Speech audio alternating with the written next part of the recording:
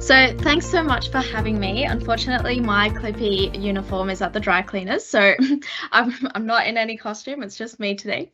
But Hunter, I loved the seed. Yeah, I'm not sure which fruit you were, but I love it. So yeah, hey everyone. My name is Ilasha, and I'm a technology strategist at Microsoft. So what this means is every day I get to work with some of Australia's biggest retail and consumer goods businesses on their tech strategy and partner on some really exciting initiatives that will help their businesses grow using technology.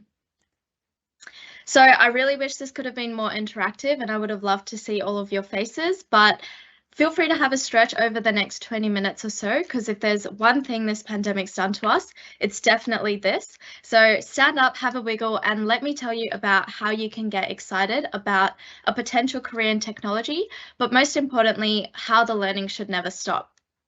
So I know you've had a chance to hear from really cool people today, some awesome leaders in technology. I don't actually have decades of experience under my belt. I've really hardly scratched the surface of the world in terms of travel, and it doesn't look like that's happening anytime soon. So I'm not really here to talk about a reflection of my career, but rather I'm here to give you some tips on what's worked for me so far and how I got here and what I'm most looking forward to in my career. So just 6 years ago, I was sitting where you are today. 6 years ago, I was wrapping up my Year 12 mid-year exams. I was absolutely loving high school, apart from all the studying, which I'm sure you can all relate to. But yeah, that being said, Year 12 was exactly what they said it would be. They said it would be hard. They said it would be fun. But all in all, I really couldn't wait to leave. But to be quite honest, figuring out what I wanted to do once I had graduated was something that genuinely scared me. So I didn't make it one of my priorities. And instead, I focused on making the most of my final year of high school. And I kind of shelved the idea of deciding what my future looked like because I was in a state of ignorance is bliss. So let me take you back to the start of my journey. One of my fondest memories growing up was watching television, especially the news. And while my older sister stood up and declared to my family that she wanted to be Australia's next Prime Minister, I remember dancing across the carpet, grooving along with Bill Gates as my dad replayed the Windows 95 launch.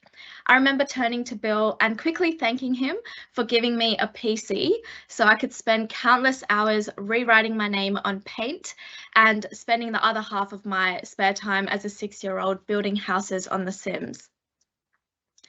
Fast forward 17 years, and I now have the incredible opportunity in the formative years of my career as a technology strategist at Microsoft.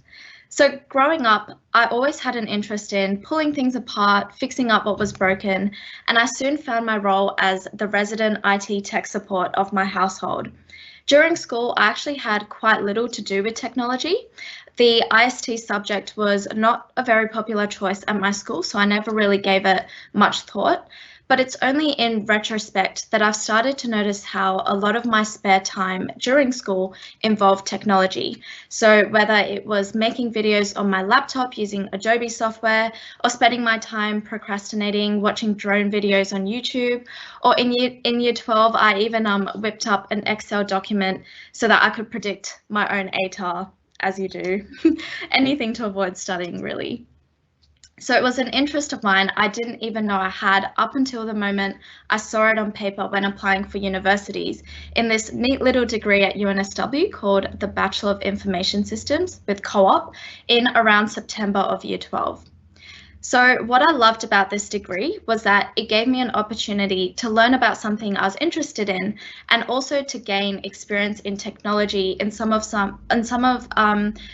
really cool, awesome companies that have participated in events like this before. And given the nature of technology being ever evolving, I found that there's really no better way to learn than to do. So there I was, finally making a decision, and I haven't looked back since. Something that still fascinates me to this day is how I'm still surprised when I hear about technology working behind the scenes while I'm just going about my everyday life. Let me tell you what I mean with 2 examples. My first example is IKEA. So I love going to IKEA, as I'm sure a lot of you do. It's just a great escape, and the hot dogs are really great. But IKEA is actually one of the world's largest furniture retailers. And because they were so successful, they didn't see the need to modernize, or in other words, move their sales operations to the cloud. However, they started to experience some growth, and this kind of drew attention to their inability to operate on a global level. So they operate in, I think it's 50 countries, and what they were missing was that visibility into the sales, inventory, marketing, manufacturing part of their business.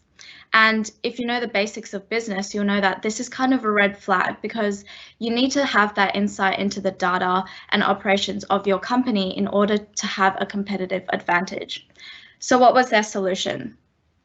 In my role at Microsoft, we get to speak to businesses like this every day. We get to speak with business leaders on problems like this every day, and we get to work through it with them.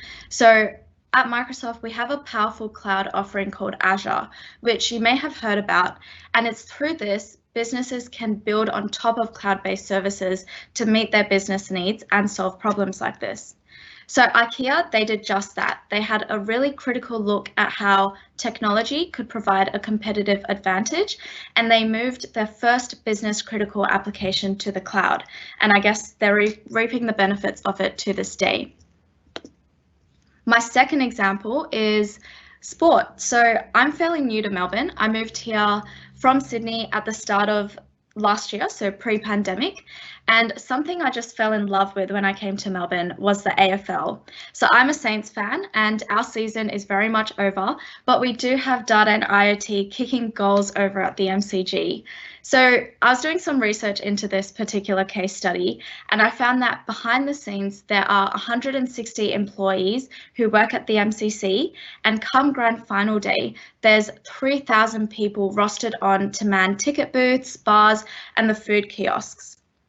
So what visitors like you and I may not notice when we go to the MCG is that there are 6,000 plus sensors located in everything, from smart bins to turnstiles. There's CCTV cameras that are monitoring crowds and enhancing security, as well as light and motion sensors throughout the venue.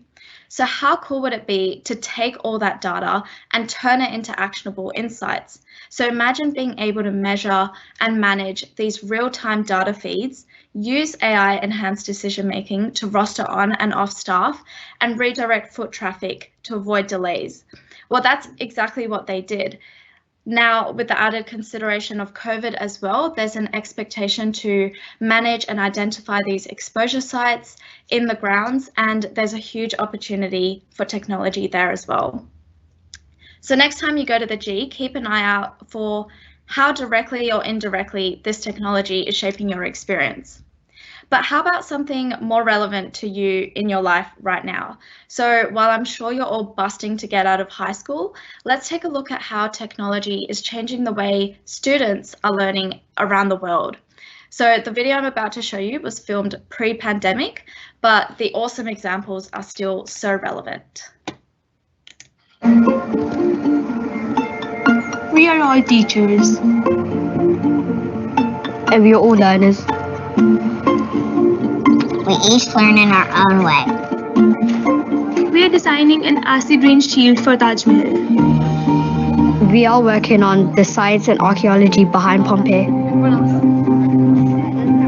We are working on how we can save water, and it was really cool. We are surgeons and climate scientists. We are architects and artists. We are anything and everything we want to be.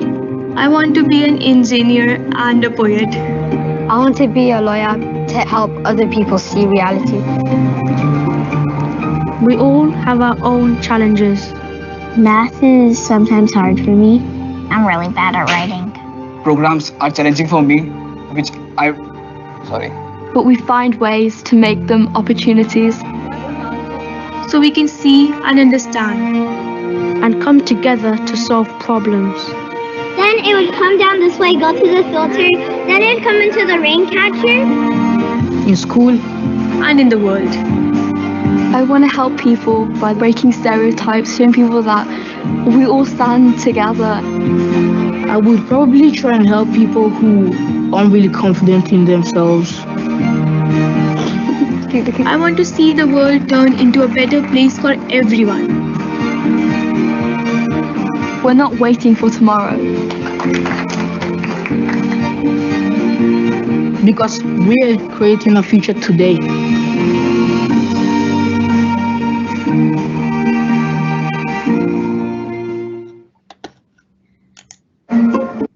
Great. So I watch videos like these and I'm in awe. This isn't even the future anymore. This is the now. And technology is transforming everything around us. And in my perspective, it's not only making learning fun, it's really making learning real. So growing up, I always got asked what I wanted to be when I grew up, as I'm sure a lot of you are being asked that question right now. Technology has so greatly influenced our response to this question because, as we saw in this video, these students are thinking about what they can do rather than what they can just be. So no matter what stage of life you might find yourself in, technology is proving to be an enabler for change. So don't worry about how young you are. It's just exciting to see this kind of technology brought into classrooms by Microsoft. So now I've given you a few examples of technology in our day-to-day life, like using data, strengthening security, applying tech for good, using tech as a competitive advantage across retail, sports, entertainment, education. What I want you to take away from this is no matter what career path you choose, you're bound to be interacting with technology in some capacity. And I think that is enough to get excited about. But what does this mean in terms of skilling so you can be prepared for the workforce? So there's no doubt that the role of technology has shaped and will continue to shape the workforce. So 65% of children entering primary school today will ultimately be working in jobs that don't actually exist yet. So what does this mean for you? What does this mean for me? It means that recruiters will be recruiting for the skills of the future. And these include a demand for higher cognitive skills, creativity, critical thinking, decision-making, complex information processing. And if we know all of this now, what can we do to start preparing ourselves for the future? And the answer is quite simple. We must be lifelong learners. So lifelong learning is the ongoing voluntary pursuit of knowledge. It's having a growth mindset and always looking for opportunities to improve yourself. And while these skills might be predictions of the future now and they could change at any time, what shouldn't change is our attitude towards learning. I guess why I wanted to emphasize this point is the reason why I love working at Microsoft at the moment is that this passion for learning that we see in these students in the video is exactly reflected in the attitude of my colleagues day to day. So we really have learning as a fundamental part of our day, and we really do get excited about learning together, as cliche as that sounds. So this is our CEO, Satya Nadella, and he preaches, don't be a know-it-all, be a learn-it-all. And he's definitely a leader in what he definitely practices what he preaches. So we've considered the stats, we understand the importance of lifelong learning, but after today, I also wanted to give you guys some actionable steps you could take away from your experience. So I have 3 tips for you if you are considering a career in technology. So what can you do right now to prepare yourself for the future and life beyond high school? My first tip is explore entrepreneurship. So if you don't know what a hackathon is, essentially it's a fast-paced environment where people come together for a couple of days and tackle a problem using technology. It's an environment where there's bursts of high intensity collaboration. You can really put down anything you're thinking about. Your ideas can be limitless. And it's especially popular in larger companies who run hackathons as a source of inspiration. So unlike your usual lecture-based learning that you might get in a classroom, at hackathons you get straight into the good stuff. So I've done a couple of hackathons in my time, and I have to say, hands down, these were some of the best experiences I've had to date. And now in a virtual world as well, you may even get the chance to work with people across the globe. Actually participating in a hackathon is how I started my journey with Microsoft in 2018, so a few years ago. But yeah, it's just a great way to learn about a business and also learn about the technology. So if you want to get started for this, I would suggest you Google or Bing Generation Entrepreneur. They run high school hackathons and they're a team of students based in Sydney. And these are really for ambitious high school students like yourselves. So if you have a business idea, learn the skills you need to start a startup, or if you already have a startup, get some funding, go through an incubation process and launch it, and who knows where you'll end up. My second tip is try before you buy. So luckily for us here in Melbourne, we have a really booming tech startup ecosystem and some eager corporate organisations as well that will welcome students considering technology to undertake work experience and internships at these companies. So as you get closer to graduating, I'd recommend you go to university open days, and I'd definitely check out some of the technology co-op programs at these unis. So just start talking to some of the reps there, get information so that when the time comes to it, you can make a really informed decision. And my third tip is practice lifelong learning. So something I like to remind myself is everyone has the same 24 hours in their day as you do. So Obama, Beyonce, Elon Musk, Oprah Winfrey, any of your idols, my idols, you get the picture. Everyone has the same 24 hours in their day. It's just a matter of how you use it. But of course, it's also not just about time, it's about energy and your ability too. So after a long day at school, understandably, you may not be the most energetic, but if it's something new to you or something you want to learn more about, you should make the time for it, whether it's after school, before school, or even on the weekend, as Hunter was mentioning in his speech just prior to this. We really do live in a time where everything is just a couple of keystrokes away. So if there's something you're truly passionate about, I'd highly suggest you just go exploring. And we have so much time right now. While you are looking after your mental health, make sure you're also spending time developing yourself as well. So yeah, that's really all I had to say today. I hope I've given you some insight into why I love doing what I'm doing, and I hope you start to change your view on technology a bit in terms of seeing it in your everyday life. Just remember that growing up isn't about saying thank you next to school and education. It's really about saying thank you and what's next. Yep. Thank you, Ilasha, for that presentation. We have a few questions here for you. The first question is, what is a technology strategist? Great question.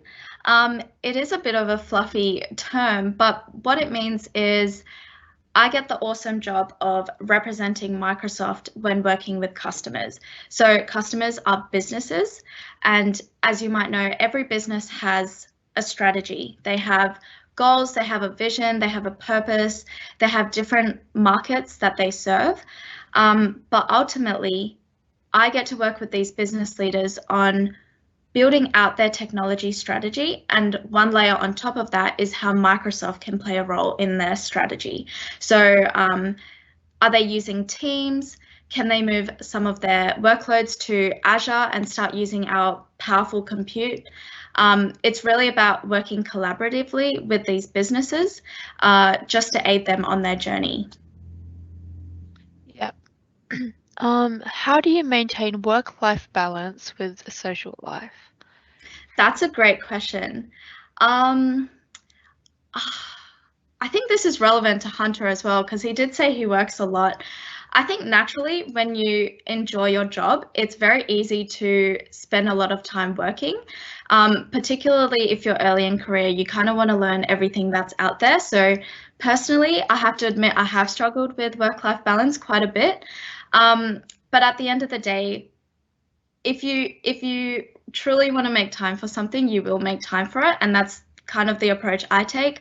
I try and work as much as I can during the week and get ahead. And, you know, it's not much of a job because I really do enjoy doing it. And then I spend most of my weekends logged off, turn my computer off and spend it with my friends or family.